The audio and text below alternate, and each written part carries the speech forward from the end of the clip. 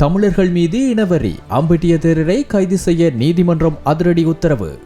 பத்திரிகையின் தலைமை ஆசிரியரை சிஐடிக்கு அழைத்தமைக்கு நாமல் கண்டனம். புலிகளை மீளுருவாக்க முயற்சி, வசமாக சிக்கிய பெண். கொழும்பில் பாரிய புதைகுழிகள், வெளியாக போகும் மர்மங்கள். வவுனியாவில் பாரிய தீ விபத்து, கோடிக்கணக்கான பொருட்கள் தீக்கிரை. பேயை விரட்டுவதாக கூறி சிறுமியை எரித்த பெண் பூசாரி, இலங்கையில் பகீர் சம்பவம். ஜாலில் பிரான்ஸ் இளைஞன் கொலை, அம்பாறையில் 2 கைது. அம்பிட்டிய சுமணரத்ன தேரரை கைது செய்வதற்கான உத்தரவு மட்டக்களப்பு நீதிமன்றத்தால் பிறப்பிக்கப்பட்டுள்ளது. ICCRP சட்டத்தின் கீழ் 2023ஆம் ஆண்டு 10ஆம் மாதம் 23ஆம் தேதி அன்று செய்யப்பட்ட முறைப்பாட்டுக்கு அமைய இந்த உத்தரவு பிறப்பிக்கப்பட்டுள்ளது. மட்டக்களப்பு நீதிமன்றில் இந்த வழக்கு விசாரணைக்கு எடுத்துக்கொண்ட போது சுமணரத்ன தேரரை கைது செய்ய உத்தரவு பிறப்பிப்பதாக ககந்தகமகே தனது முகநூலில் பதிவிட்டுள்ளார். வடக்கில் உள்ள தமிழ் மக்களை தெற்கில் உள்ள மக்கள் வெட்டி கொள்ள வேண்டும் என அம்பிட்டிய சுமணரத்ன தேரர் கூறியது தொடர்பில் அவர் இந்த வழக்கை தாக்கல் செய்துள்ளார். 2 ஆண்டுகளுக்கு முன்பு குறித்த வழக்கு தாக்கல் செய்யப்பட்டிருந்தமை குறிப்பிடத்தக்கது. அருண பத்திரிகையின் தலைமை ஆசிரியர் மகிந்த இளையபெருமவை குற்றப்புலனாய்வு திணைக்களகத்துக்கு அழைத்தமையானது ஒட்டுமொத்த ஊடகவியலாளர்களுக்கும் விடுக்கப்பட்ட ஒரு எச்சரிக்கையும் அடக்குமுறையும் ஆகும் என்று பாராளுமன்ற உறுப்பினர் நாமல் ராஜபக்ச தெரிவித்துள்ளார். இது தொடர்பில் அறிக்கை ஒன்றை வெளியிட்டுள்ள அவர் இவ்வாறான ஊடக அடக்குமுறையை தான் வன்மையாக கண்டிப்பதாக குறிப்பிட்டுள்ளார். அடக்குமுறை சட்டங்களுக்கு எதிராக போராடியதாக கூறும் ஒரு அரசியல் இயக்கம் குற்றப்புலனாய்வு திணைக்களகத்தை பயன்படுத்தி ஊடகவியலாளர்களை அச்சுறுத்த அல்லது அடக்க முயற்சிப்பதை வன்மையாக கண்டிப்பதாகவும் அவர் மேலும் தெரிவித்துள்ளார். போலீஸ் அறிக்கையை பெறுவதற்கு கிராம உத்தியோகர் சான்றிதழுக்கு மேலதிகமாக மக்கள் பாதுகாப்பு குழுவின் தலைவரின் சான்றிதழும் அவசியம் என குறிப்பிடும் செய்தியொன்றை மகிந்த இளையபெருமவை ஆசிரியராக கொண்ட அருண பத்திரிகையில் வெளியிடப்பட்டமைக்காகவே இவர் இவ்வாறு குற்றப்புலனாய்வு திணைக்களகத்திற்கு அழைக்கப்பட்டுள்ளார் என்று அந்த அறிக்கையில் சுட்டிக்காட்டப்பட்டுள்ளது. இவ்வாறான சம்பவங்களின் போது முதலில் குறித்த ஆசிரியர் பற்றி பத்திரிகை பேரவையிடம் முறைப்பாடு செய்திருக்க வேண்டும் அல்லது பாராளுமன்ற சிறப்புரிமை குழுவிற்கு அழைத்திருக்க வேண்டும் என்றும் அவ்வாறான முறைமையின்றி இவ்வாறு குற்றப்புலனாய்வு திணைக்களகத்துக்கு அழைப்பது அரசாங்கத்தின் அடக்குமுறைகளுக்கு சிறந்த சான்று என்றும் நாமல் ராஜபக்ச சுட்டிக்காட்டியுள்ளார். அதற்கமைய தான் ஊடக அடக்குமுறையை கண்டிப்பதாகவும் அரசாங்கத்தின் குறுகிய நோக்கங்களை நிறைவேற்றிக் கொள்ள குற்றப்புலனாய்வு திணைக்களகத்தை பயன்படுத்துவது மிகவும் வருந்தத்தக்கது என்றும் நாமல் ராஜபக்ச தனது அறிக்கையில் மேலும் குறிப்பிட்டுள்ளார். விடுதலை புலிகளை மீண்டும் உயிர்ப்பிக்கும் முயற்சியில் ஈடுபட்டதாக கூறப்படும் இலங்கை பெண் ஒருவர் சென்னையில் பதிவு செய்யப்பட்ட செயலில் உள்ள இந்திய வாக்காளர் அடையாள அட்டையை வைத்திருந்தமை தொடர்பில் இந்திய ஊடகங்கள் செய்தி வெளியிட்டுள்ளன. இந்திய நடைமுறையாக்க இயக்குநரகத்தை மேற்கோள் காட்டி இந்த செய்தி வெளியிடப்பட்டுள்ளது. குற்றம் சாட்டப்பட்ட லட்சுமணன் மேரி பிரான்சிகா என்ற பெண் இலங்கை பிரஜைகள் அடையாள அட்டை, இந்திய வருமான வரித்துறையால் வழங்கப்படும் நிரந்தர கணக்கு அட்டை மற்றும் இந்திய கடவுச்சீட்டு உள்ளிட்ட இந்திய ஆவணங்களை மோசடியாக பெற்றுள்ளார். இருப்பினும் கிட்டத்தட்ட 4 ஆண்டுகளுக்கு முன் வெளிநாட்டவர் என்ற அடையாளம் காணப்பட்ட போதிலும் அவரது வாக்காளர் அடையாள அட்டை செயல்பாட்டில் இருந்துள்ளது. வங்கி மோசடி செய்ததாக கூறி மும்பைக்கு சென்றபோது சென்னை விமான நிலையத்தில் மாநில போலீசாரால் முன்னதாக அவர் கைது செய்யப்பட்டிருந்தார். நவம்பர் 21ஆம் தேதியிட்ட தலைமை நிர்வாக அதிகாரிக்கு மத்திய நிறுவனம் அனுப்பிய அதிகாரப்பூர்வ தகவல் தொடர்பில் அவர் முதலில் வாக்காளர் அடையாள அட்டை எவ்வாறு பெற்றார், பின்னர் அதை அவர் அடையாள அட்டை மற்றும் இந்திய கடவுச்சீட்டு போன்ற கூடுதல் சான்றுகளை பெற பயன்படுத்தினார் என்பதை விவரித்துள்ளது. இதேவேளை மோசடி வாக்குப்பதிவு குறித்து விசாரித்து தொடர்புடைய சட்ட விதிகளின் கீழ் இரத்து நடைமுறைகளை தொடங்குமாறு தேர்தல் ஆணையகத்தை நடைமுறையாக்கத்துறை வலியுறுத்தியுள்ளதாக இந்திய தரப்பு ஊடகங்கள் செய்தி வெளியிட்டுள்ளன.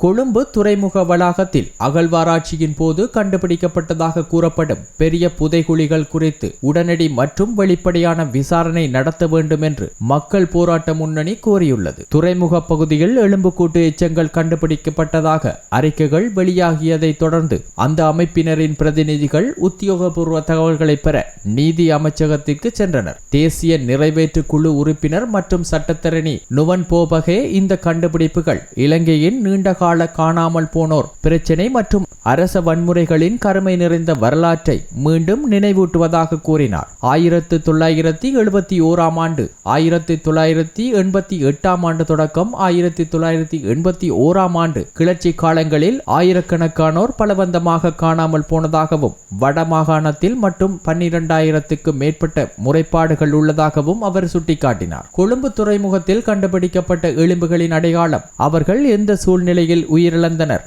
பொறுப்பு கூற வேண்டியவர்கள் யார் உள்ளிட்ட கேள்விகளுக்கு பதில் தேவைப்படுவதாக மக்கள் போராட்ட முன்னணி தெரிவித்துள்ளது. இந்த எச்சங்கள் கடந்த காலத்தில் காணாமல் போன ஜேவிபி உறுப்பினர்களுடன் தொடர்புடையதாக இருக்கலாம் என்று சந்தேகமும் எழுப்பப்பட்டுள்ளது. அரசாங்கம் உடனடியாக சுதந்திரமான முழுமையான விசாரணையை மேற்கொண்டு உண்மையை பொதுமக்களுக்கு வெளிப்படுத்த வேண்டும் என்றும் பாதிக்கப்பட்டவர்களுக்கு நீதி வழங்கப்பட வேண்டும் என்றும் அந்த அமைப்பு வலியுறுத்தியுள்ளது.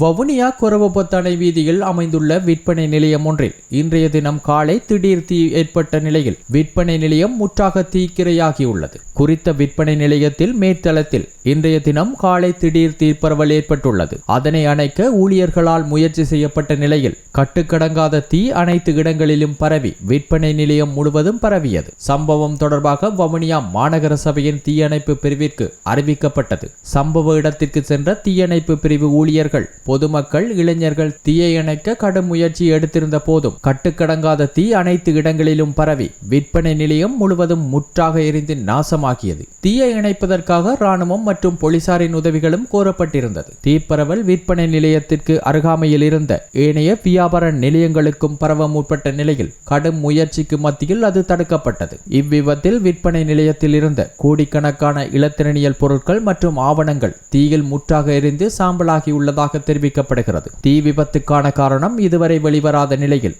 வவுனியா போலீசார் தடயவியல் போலீசாரின் உதவியுடன் விசாரணைகளை முன்னெடுத்துள்ளனர்.